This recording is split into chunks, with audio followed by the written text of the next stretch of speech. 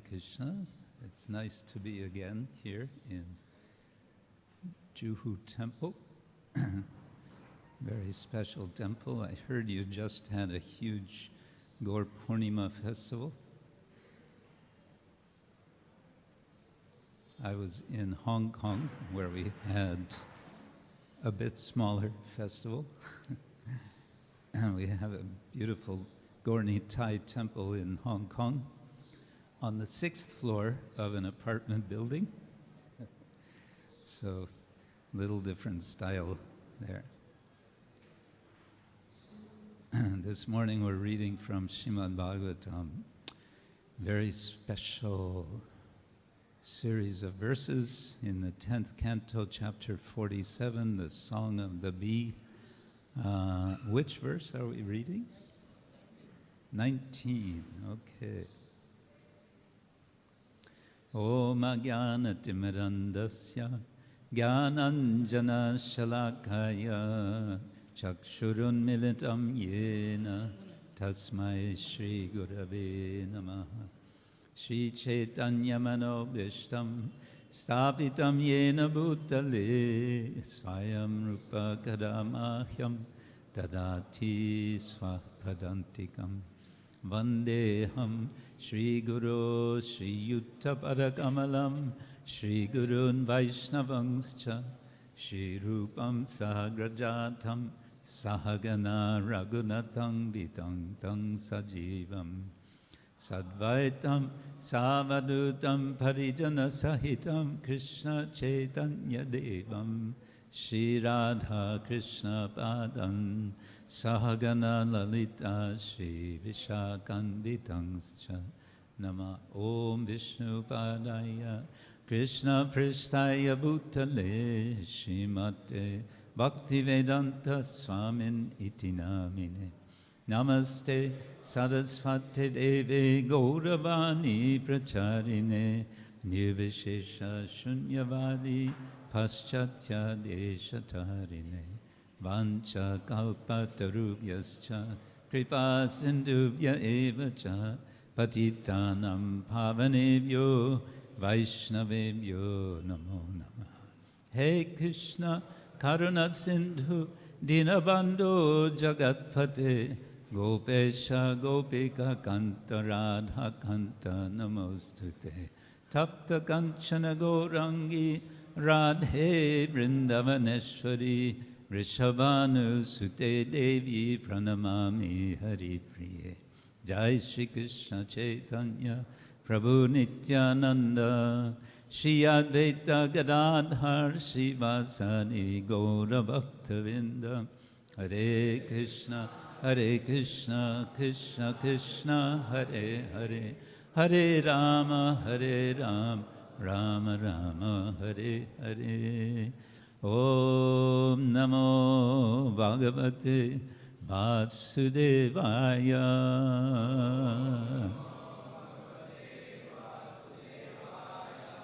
Om Namo Bhagavate Vasudevaya.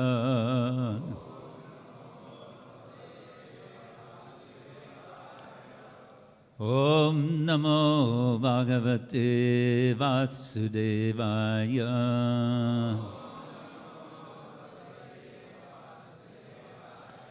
Narayanam Namaskritya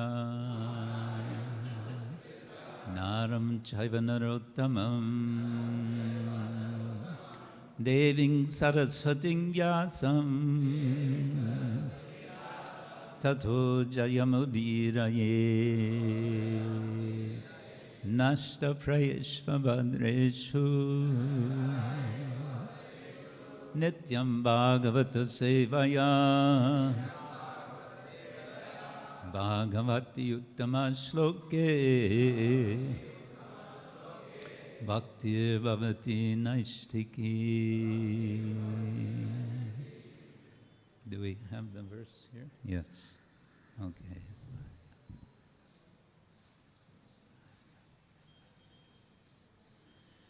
Let's see.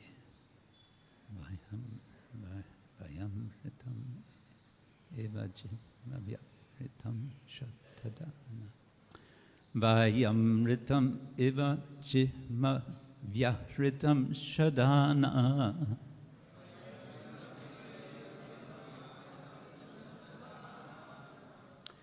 Vayamritam iva jihma vyahritam shadadhana.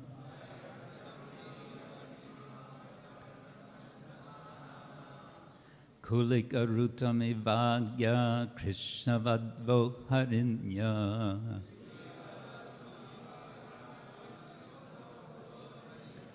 Kulikarutam ivagya Krishna vadvo harinya.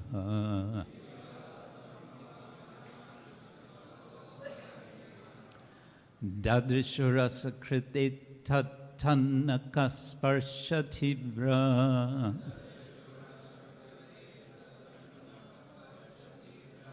Dadrishurasa krite tatanaka sparshatibra.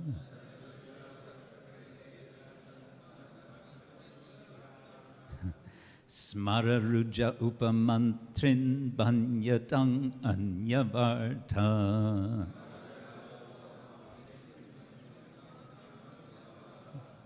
Smararuja upamantrin bhanyatam anyavarta.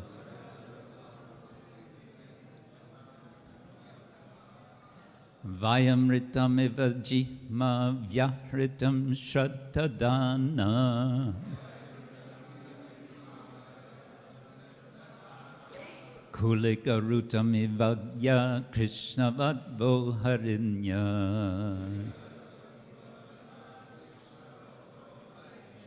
Dadrishurasa krite tatanaka sparshativra.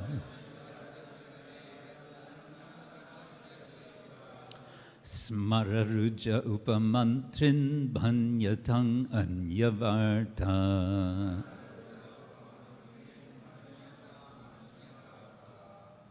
Others?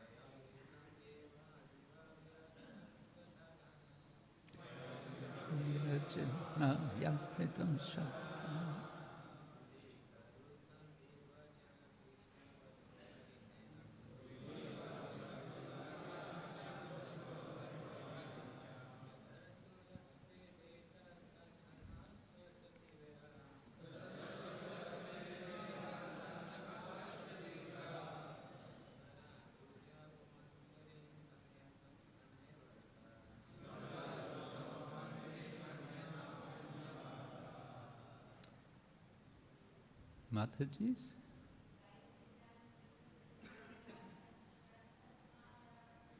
Vayam itam idadi macha itam shadana.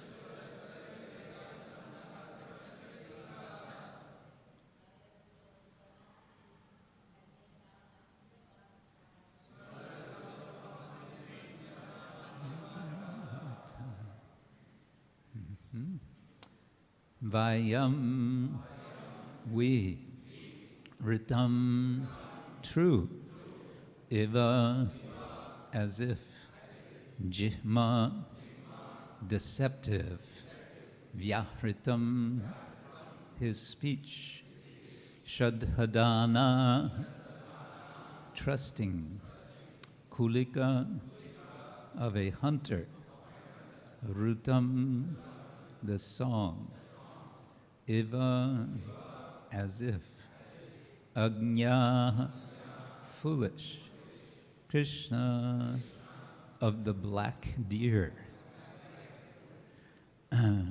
Vadvaha, wives, Harinya, the doe, Dadrishu, experienced, Asakrit, repeatedly, Etat, this, Tat, his, Naka, of the fingernails, Sparsha, by the touch, Tivra, sharp, Smara, of lust, Ruja, the pain, Upamantrin, O messenger, Vanyatam, please speak, Anya, another, Varta, topic. Translation and purport by the followers of His Divine Grace, A.C. Bhaktivedanta Swami, Srila Prabhupada Ki Jai. Translation, faithfully taking his deceitful words as true, we became just like the black deer's foolish wives, who trust the cruel hunter's song. Thus we repeatedly felt the sharp pain of lust caused by the touch of his nails. O messenger, please talk about something besides Krishna.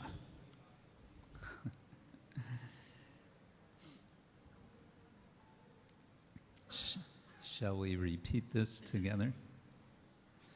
Faithfully taking his deceitful words as true, we became just like the black deer's foolish wives, who trust the cruel hunter's song. Thus we repeatedly felt the sharp pain of lust caused by the touch of his nails. O messenger, please talk about something besides Krishna.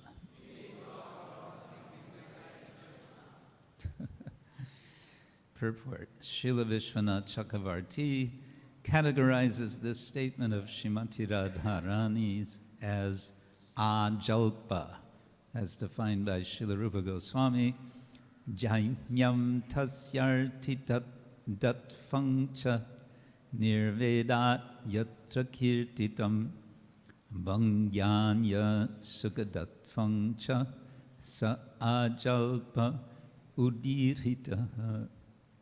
A statement spoken in disgust, describing how the male lover is deceitful and brings one misery, and also implying that he gives happiness to others, is known as ajalpa, from the Ujjvala Nilamani 14.196, and so ends the purport to this verse, which is the coming toward the end of the Song of the Bee, the Bhagavad-gita, one of the most famous and important passages of the Bhagavatam.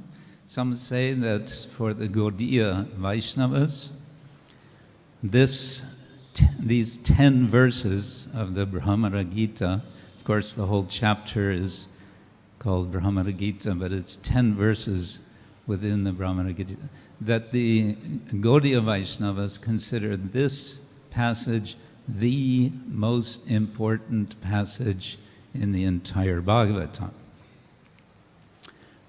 Even more important than the description of the Rasa Lila, the Rasa Panchadhyaya, which is certainly very central. We could say the Rasa Panchadhyaya is, in more ways than one, a mandala, the center of the mandala, which is the Srimad Bhagavatam. If we imagine as a diagram the Bhagavatam as a kind of lotus, you can have the Rasa Lila description of 5 chapters, chapters 29 through 33, as the center, the middle point of that diagram, and everything else expanding out. The Gaudiya Vaishnavas say yes, and the most important within that, in a sense, extending, or in the core of that, are these 10 verses, the song of the Brahmara. And why is that the case? We understand from, it's again Srila Vishwanath Chakravarti Thakur who says, who identifies the otherwise unidentified gopi who is speaking these 10 verses as being none other than Srimati Radharani. And her speech is expressing her love for Krishna, but in ways which are indicating that what she is feeling is called divya unmada. Divya unmada. Mada means madness. Unmada, utmada, means out of your mind. When we say in English, he's out of his mind. You say that in Hindi sometimes. And then divya unmada. It's transcendentally being out of your mind. Madness. What sort of madness? A madness which turns out to be the greatest wisdom, the greatest, the most perfect of reasoning. If we think about what do we mean by madness? When we say someone is mad, someone is crazy. Who is crazy? There was an article, Srila Prabhupada encouraged devotees to write and publish in Back to Godhead, who is crazy? In which the point is being made, everyone is crazy. Everyone who thinks, I am this material body, is crazy, is mad. Because it is a false identification. It is illusory. It is a wrong conception. And if you base your actions on a wrong conception, those actions identify us as mad, isn't it? Well, not so when Srimati Radharani speaks. She is addressing a bee. What kind of a bee? A Brahmara. Brahmara in English we would call a bumblebee. And there are many different types of bees. There are many different types of bumblebees. A little bit of zoological trivia. There are more than 200 species of bumblebees. Something you didn't know before, right? In any case, the bumblebees are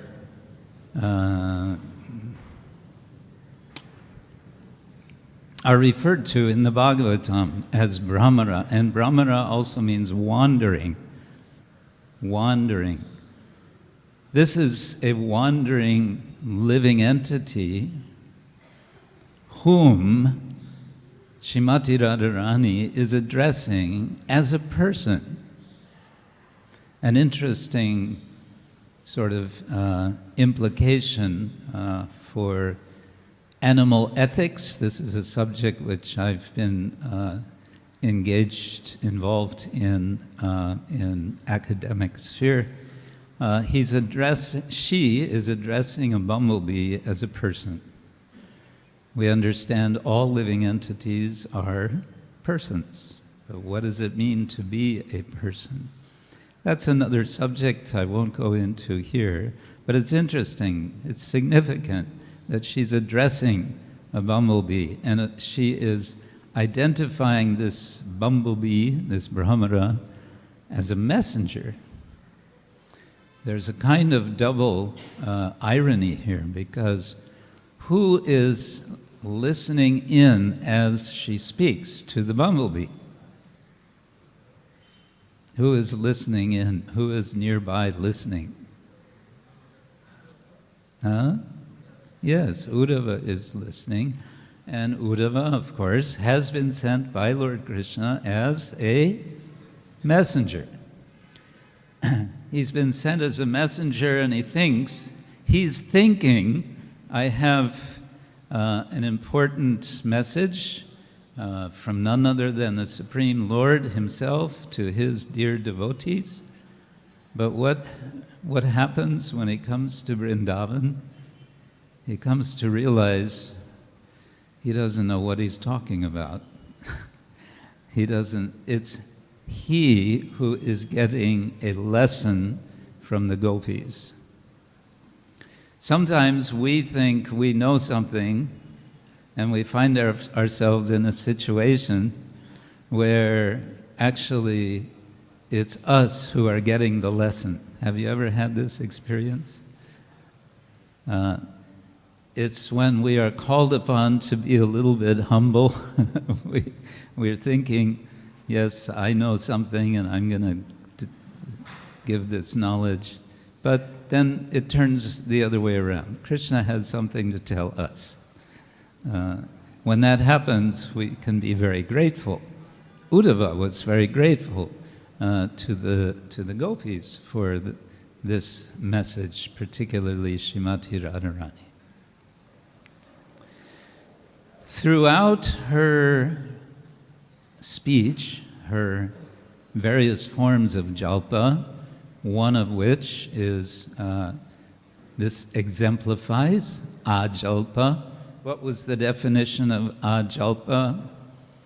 A statement spoken in disgust,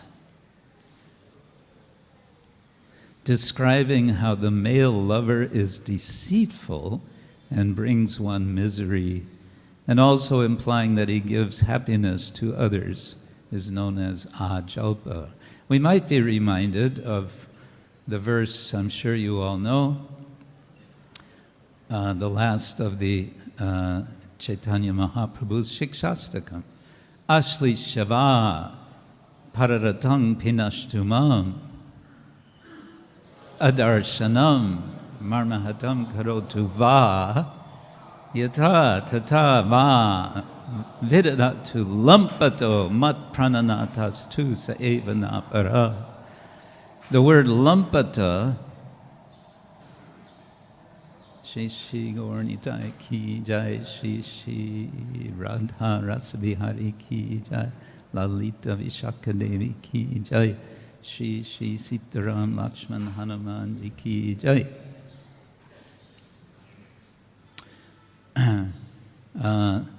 Yes, the word lampata in this verse means debauchee. That's a French word, I guess. It means someone who is not faithful to their lover. So, lampata, oh you lampata. It's understood Srimati Radharani is addressing Krishna as with a very strong word. And he is saying, Ashli Shava, whether you embrace me or whether you trample on me, whatever you do to me, you are always my worshipful Lord. Mat prananata, you are my prananata. Prananat, you are the prana of my life. You are what makes my life a life. Without you, I don't exist.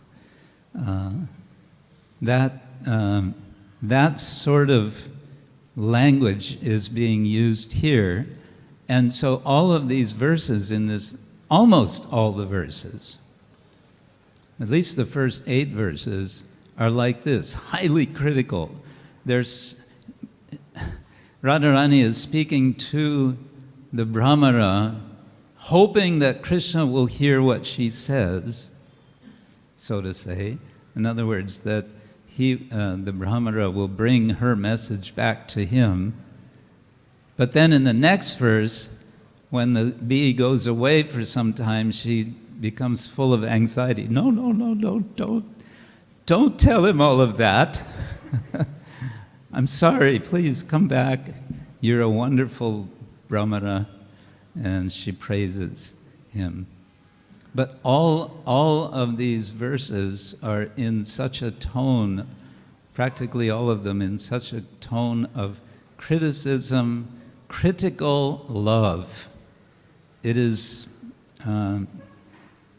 paradoxical.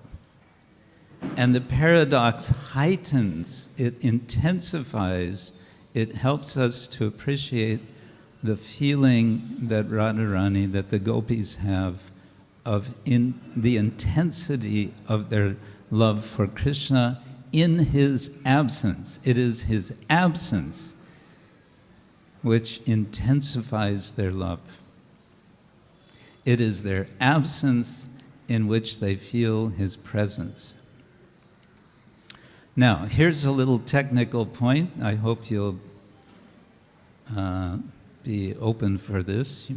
You may find it interesting. From Nyaya philosophy. According to Nyaya, in some of the later explanations of Nyaya, from one of these, from a 7th century Nyayika Udyotakara, he explains that perception, how we perceive something, what is perception? He's giving a definition. What is perception? What does it mean to see something or to perceive something in general? And he analyzes it very precisely, and in his analysis and in later commentary, it's explained, one of the features of one type of perception is the perception of absence. So if, for example, one of you are always present at the Bhagavatam class, every day he's there. Who's an example of this? Somebody who's really steady. Somebody who's always, you're always there. What is your name? Nalini Kanta. So, Nalini Kanta Prabhu is always here for Bhagavatam class, yes? Very good. One day he's not there. For some reason, I mean, I don't mean that as a curse. Maybe you have to go see a dentist or something. He's not, Nalini Kanta is one day not there. And all the rest of you are looking around, where is Nalini Kanta? He's always here for Bhagavatam class, and he's not here. That is a form of perception. His absence is a feature of the room during the Bhagavatam class. So you're perceiving this room with all the devotees, and you're perceiving one devotee's absence. That is a form of perception, according to Udyotakara and other Nyayayikas. Why does that matter? He says it matters, or it's implied that it matters, because the Buddhists had a different idea. The Nyayayikas were essentially arguing against the Buddhists. The Buddhists want to argue, that perception is only momentary. Kshanikavada means all that really happens is that which happens moment by moment by moment. There is no cohesion to anything except what we, with our fertile brains, make. And so they will say, no, no, no, it's not that absence is perception. They will say it is a form of reasoning. It's anupalabdhi hetu. It is noticing something and then reasoning, oh, he must be absent. So like this, there's a debate that's been going on for centuries among the philosophers, the Buddhists, the Nyayikas, and so on. Okay, what does that have to do with the Bhagavad-gita? The Bhagavad-gita is one example of the gopis perceiving the Lord's absence. Another example, famously, is in the Rasa Lila just after Krishna departs. Or Krishna departs, they perceive his absence, right? And then they go looking for him. They search, and in their search, what do? They address various plants, animals, flora and fauna. They ask everyone, not everything, but everyone they see in the forest, have you seen Krishna? Have you seen Krishna? Have you seen Krishna? This sense of absence of Krishna evokes in them the sense of Krishna's presence in all living entities. The sense of Krishna, the intense feeling of Krishna's absence evokes in them the sense of Krishna's presence in all living entities. And this is a way of explaining Srimati Radharani's behavior when she's speaking to a brahmara, to a bee. Normally we don't speak to bees. But she was speaking to bees. This may lead us to reflect for a moment or two on the wonderful exchange between Chaitanya Mahaprabhu and Ramananda Roy. Toward the end of their discussion, about which we're not supposed to know anything, because at the end of that discussion, Chaitanya Mahaprabhu warns Ramananda Roy, don't tell anyone about this conversation we've had. So we're not supposed to know anything. How did it leak out? This I would like to know myself. I have a theory, but we can go back to that later if you like. Okay, so it's the end. It's coming to the end of the discussion, and Ramananda Roy, speaking to Chaitanya Mahaprabhu, says, "Can you please explain to me why it is that I'm seeing you as Krishna? I see you with a flute. I see you have a golden complexion rather than a darkish complexion, but nonetheless, I see you as Krishna. Can you please explain this?" He says, "E mattatomadaki hoy chamatkar akapote kaha prabhu karana ihar." I actually see you in this way, and this is very wonderful. My Lord, please tell me without duplicity what's causing this. And the Lord explains. Do you want to hear his explanation? Prabhu kahe Krishna tomar gadha prema hoy, premara shobhava e janiha nischoy. Lord Sri Chaitanya Mahaprabhu replied, you have a deep love for Krishna. And one who has such deep ecstatic love for the Lord naturally sees things in such a way. Please take this from me to be certain. The phrase deep love is gadha prema. Gadha prema.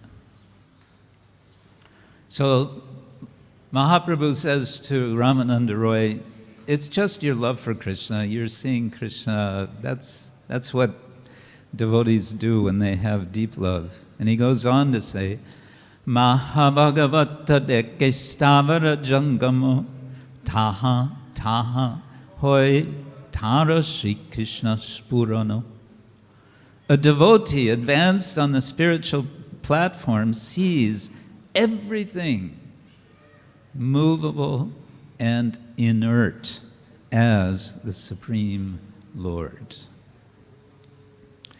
For him, everything he sees here and there is but a manifestation of Lord Krishna. Stavara jangama dekke na dekke taramurti sarvatra hoy nija ishta devaspurti. The Maha-Bhagavata, the advanced devotee, certainly sees everything mobile and immobile, but he does not exactly see their forms. Rather, everywhere he immediately sees manifest the form of the Supreme Lord. Once a devotee asked Srila Prabhupada as they were on a morning walk, Prabhupada, how is it that a pure devotee sees, for example, this tree? So we hear that a devotee sees Krishna everywhere. Does that mean he's seeing little Krishnas in every little leaf? What does it mean? How do we understand? Prabhupada said, no, it's not like that. He said it's like the mother of a small child who sees the little shoes of her child. When she sees the shoes of her child, she doesn't see the shoes, she sees her child. So the love is there, and through that love, the Lord is present. So like that, this is describing the Mahabhagavat. This goes on to explain how, the account, the description, tells us that Ramananda Roy sees Chaitanya Mahaprabhu as Radha and Krishna, and seeing this, what does he do? He faints. And when he faints, what does Lord Chaitanya do? He touches him. As he touches him, he wakes up again. And in this way, the perception of the Lord as none other than Radha and Krishna is there. And Srila Prabhupada explains that it is by the mercy of Chaitanya Mahaprabhu that one can see him in this way. Radha Krishna pranaya vikritir ladini shakti rasmat.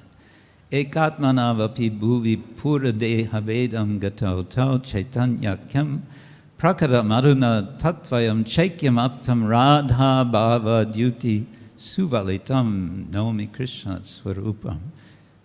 We offer obeisance to that Lord who is the Krishna Swarupa, the Lord himself, Krishna himself, who is appearing simultaneously. He is Radha and Krishna, but he's in a specific mood. And what is that mood?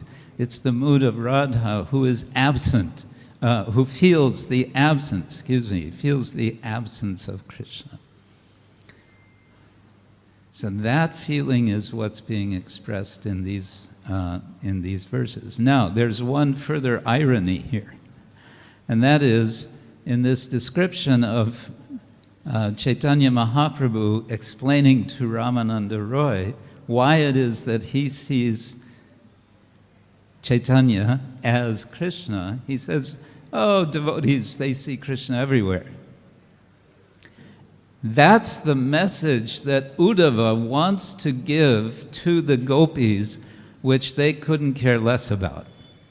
He wants to say, the Lord is present, the Lord is in your heart, Paramatma, don't fret. Right? He wants to give, it's high philosophy, and they're not interested. Why are they not interested? Their perception is on a higher, it's on a more exalted level. And that is what Uddhava learns from them. He is initiated. He is initiated by the gopis into this higher understanding. And that's why he says, I want to take birth in this place. I want to just be some grass that the gopis are running over, trampling over, anything so I can get this experience. This is the perception that I want to have. This is the perception of Krishna that I want to have through his devotees. So in this verse, particular verse, faithfully taking his deceitful words as true, we became just like the black deer's foolish wives who trust the cruel hunter's song. Now that we've been deceived. We thought he was speaking truthfully to us. Rita. Rita is a word found in the Veda, in Rig Veda. It means, you could say something like deep truth. It's a word which sort of precedes the word dharma in Vedic literature.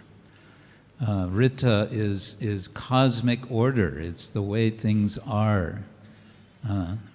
So Rita, we thought, Ritam Iva, we thought you were, we thought he was speaking, the reality. And what did we get? Actually, we got Jihma Vyahritam. We got some crooked speech. So we feel cheated. But is that deterring us from our love? We wish it would. We wish it would, but it doesn't. And therefore she says, will you stop talking about Krishna? Now, the Brahma hasn't said a word about Krishna. The Brahma is just buzzing around, right? But she's projecting onto the Brahmana. You're talking about Krishna all the time. Will you please stop? I'm not saying a word. You're saying all this about Krishna. So smararuja upamantrin bhanyatam anyavarta. Anyavarta means, it can mean another story, or just like kata, some other topic. Can you please bhanyatam, kindly, actually ban, this has the sense of loudly speaking, of shouting even. So you can shout all you like, but talk about something else, please. There's one more feature I'll mention in this, and then we'll see if you have any reflections, any thoughts. It mentions Tannaka Sparsha Tivra Smara Ruja. The pain of the smara. Smara can mean Cupid, it can mean, Prabhupada translates lust, can also mean memory. There's intense memory comes especially in romantic relationships. And Naka Sparsha, the touch of nails. So this is clearly indicating very intimate relationship, and therefore very private relationship. So the gopi is now speaking, but she's speaking, in a sense, she's speaking in public. Why? Because Uddhava is there.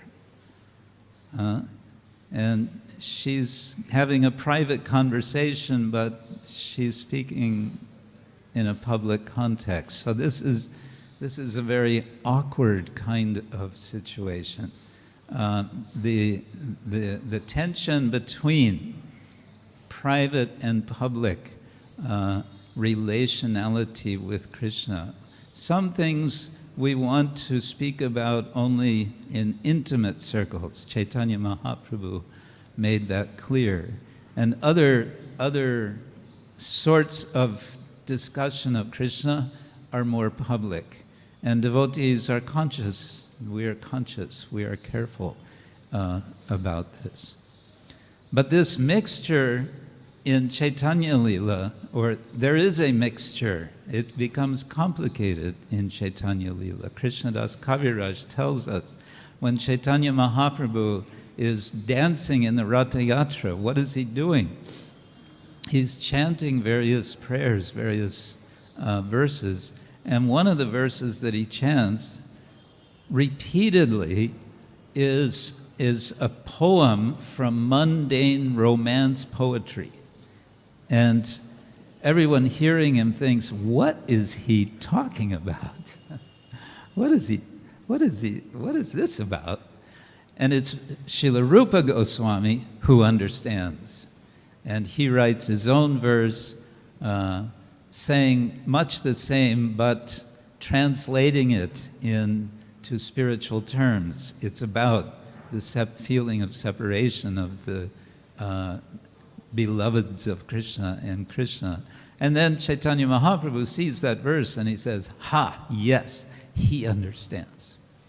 So Lord Chaitanya has been right out in the open. Everybody is there in the Ratha Yatra. He's chanting these verses which are telling something very private, but no one understands except Rupa Goswami.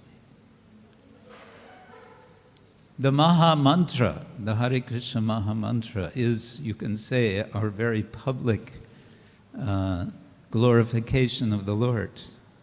And this glorification through the Maha Mantra is at the same time highly intimate. Why is that?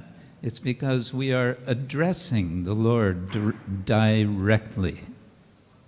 We always hear, of course, that we cannot approach the Lord directly. We approach the Lord through the acharyas, through our spiritual master, through the devotees. And yet, Srila Prabhupada explains, we address the Lord directly through the Maha Mantra. The vocative form of the words Krishna, Hare, and Rama are in the Maha Mantra. Krishna is saying, O Krishna. Hare is saying, O Hari, O Hara. And Rama is saying, O Rama. We're calling out. So when we call out Krishna's names, we would like that Krishna will be pleased to hear our call. Wouldn't you say? Yes? No? Yes. So it's good to keep this in mind as we are chanting in our routine sort of ways, isn't it? We have our tendencies to routinize our spiritual lives. But maybe just as a tip for today, let's remember, Krishna just might be listening to you as you're chanting. Why? Because you're calling him. You're calling him. Hare Krishna, Hare Krishna, Krishna Krishna, Hare Hare, Hare Rama, Hare Rama, Rama Rama, Hare Hare. Gaura Premanande Hariva. Grantaraj Srimad Bhagavatam Ki Jai. Any comments or questions or reflections? Yadavar Prabhu, any thoughts?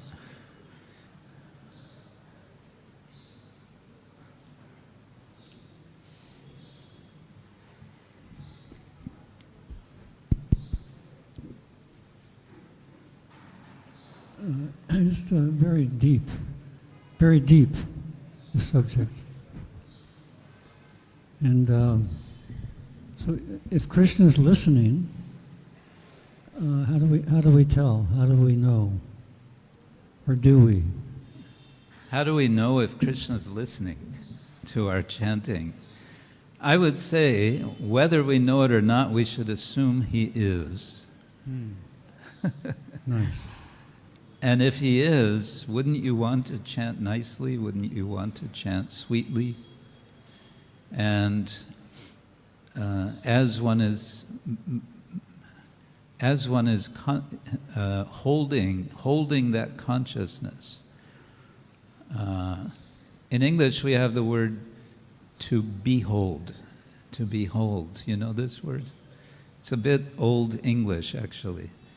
Behold. It means be very consciously aware of something. So we want to behold Krishna in his name. So I think it's the safe way to go is to assume that he's listening.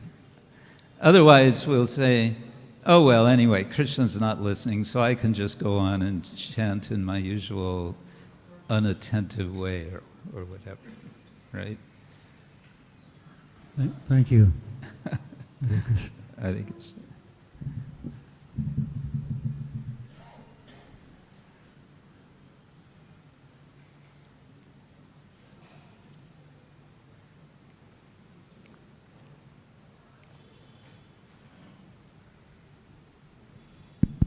Hare Krishna Maharaj ji, thank you so much, very nice lecture.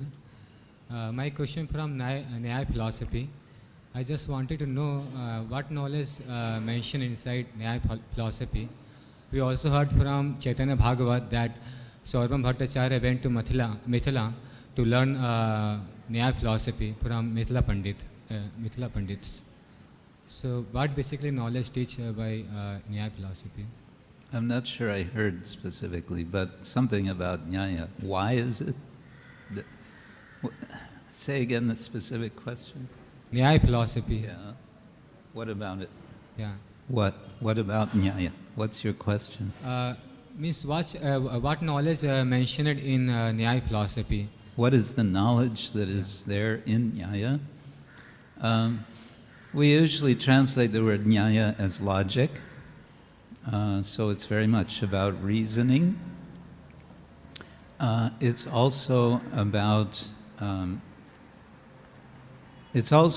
the process of debating. There's a section which discusses different qualities of debate when you are having a debate on philosophical topics. There's different qualities of debate, and so Nyaya is concerned with that. It's not a subject that I'm an expert in by any means, but it's something which comes implied in different. All of the Shat Darshanas come in various forms in the Bhagavatam. They're alluded to in different ways. So it's a highly sophisticated tradition which has been carried over centuries of commentary upon commentary, and as I mentioned, it's very much about arguing against the Buddhists. The Buddhists also have highly sophisticated argumentation, and this goes on century after century. One commentator writes on one side and the other says, yes, but, and so it goes back and forth, back and forth. None of them ever quite get to the point. Later Nyaya, earliest Nyaya is, it's not atheistic, but it's not theistic. It's sort of it's just not concerned about the existence of God or not. But later Nyaya arguments are made, attempts are made to argue for the existence of God using logic. This is rejected by Ramanujacharya. He says ultimately you cannot prove the existence of God by reason, because what is reason? It is going on the level of buddhi, manas and buddhi, which are on the level of subtle material nature. So we cannot ultimately comprehend through this process. But attempts have been made through logic. Yeah. Yes. Hare Krishna. Oh. Hare Krishna. Thank you very much for presenting such a deep philosophy in very simple language, so we can relate to that. Thank you very much. And I want to take you up on your offer. You said Lord Chaitanya forbade Ramananda Roy not to discuss this. Yes. But still, you have a theory about how we are able to understand it. Okay, it's just I have to issue a warning. This is my speculation. So, of course, after this discussion, Chaitanya Mahaprabhu invites Ramananda Roy, why don't you retire and just come to Puri and be with me? And he does. He comes to Puri, he lives, and for many years he is there with Mahaprabhu, and you could say his main role in relation to Mahaprabhu is to nourish his feelings, his intense feelings of Krishna Prema. But there was one other devotee who had a similar role, and that was Swarup Damodar. So my speculation is that Ramananda Roy shared, he related to Swarup Damodar about their conversation, their dialogue that had taken place at Rajmundry. And Swarup Damodar could then have related this either verbally or in writing. It's apparently Swarup Damodar wrote a notebook, a karacha, and that karacha is not extant. It's not. No one's ever found it. It's been claimed that it's been found, but that's also been demonstrated to be false. But Swarup Damodar could very well have shared this with Raghunath Das Goswami. Because Raghunath, remember, he was Swarup Damodar Swarupa Raghunath. Lord Chaitanya had commissioned Swarup Damodar to take care of Raghunath Das. So it's quite possible that he would have shared with Raghunath Das. And then Raghunath Das eventually comes to Vrindavan. And there he meets Krishnadas Kaviraj.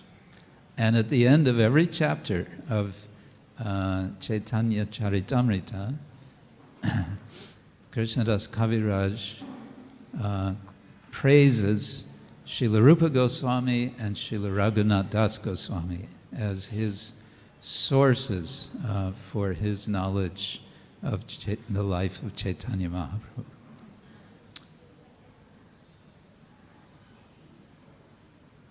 Yeah. Hare Krishna. Oops.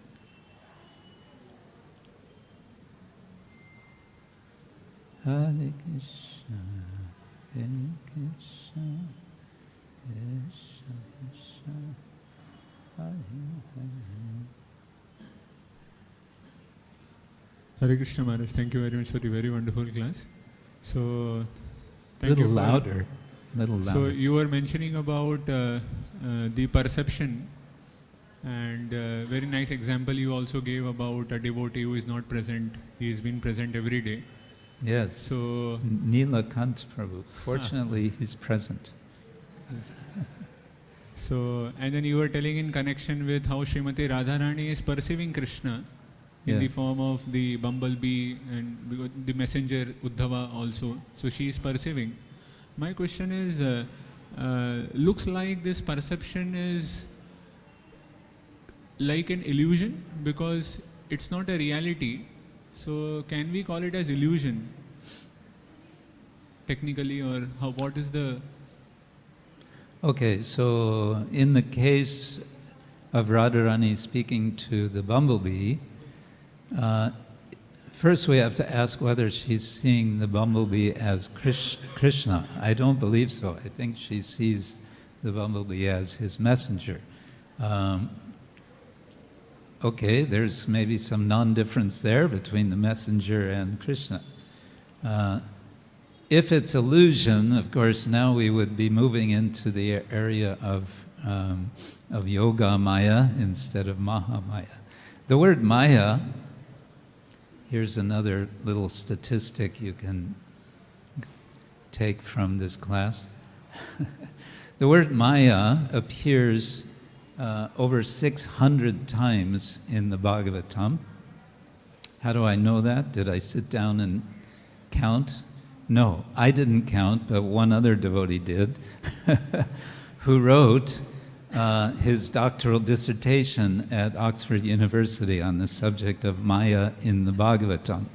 And that's been published by Oxford University Press. It's a wonderful work. It's usually in compound, samasa, with other words. And there's a blurring of boundaries. There's, of course, the general term Maya, there's the more specific Yoga Maya, and there's Mahamaya. But the meanings of these terms can depend very much on context. And aside from that, the word Maya has a whole range, a whole constellation of meanings, one of which is magic, which suggests illusion. But we get into a very strange area here. But it's interesting, you bring it up, indeed, that this may be dealing with some sort of illusion, but the kind of illusion which brings one closer to Krishna, and that is generally referred to as Yoga Maya, right? Because yoga means to link, to connect, to yoke. And so my understanding would be like that. If we're dealing with illusion here, it's that kind. Thank you, Maharaj. Also, another question is that in this verse, Krishna Vadvo Harinyaha, so here the translation goes that just like the black deer's foolish wives who trust the cruel hunter's song. So here the Krishna Vadvo, the black deer is referred to Krishna, I believe, and then the wife is referred to the gopis, the Srimati Radharani. Yeah. So who is the hunter then? I wondered that also. I was afraid someone would ask this. I think there's a kind of blurring here of in the allegory, because one wants to say, well, okay, there's of course a play on the word Krishna. Krishna Vadva can mean the wives of Krishna, right? Just strictly speaking, it can mean, but Krishna is translated here as of the black deer, and it can mean that as well. And in this context, Harinya, the doe, it suggests that. There's so many technicalities when it comes to poetics, in Sanskrit poetics, none of which I have any knowledge of, but I could refer you to another devotee who does know. He's in Oxford, but I wouldn't be able to. It's a good question. Who is the hunter? Well, the hunter must be Krishna in this case, because all of the blame is going on Krishna for creating this false understanding. But then, okay, but then who is the male deer in this case? Whether the commentators elaborate on that, I wouldn't know. We'd have to look. Good question. All right. So, thank you all very much. Srila Prabhupada ki jai. Grantaraj Srimad Bhagavatam ki jai. Gaur Premanande.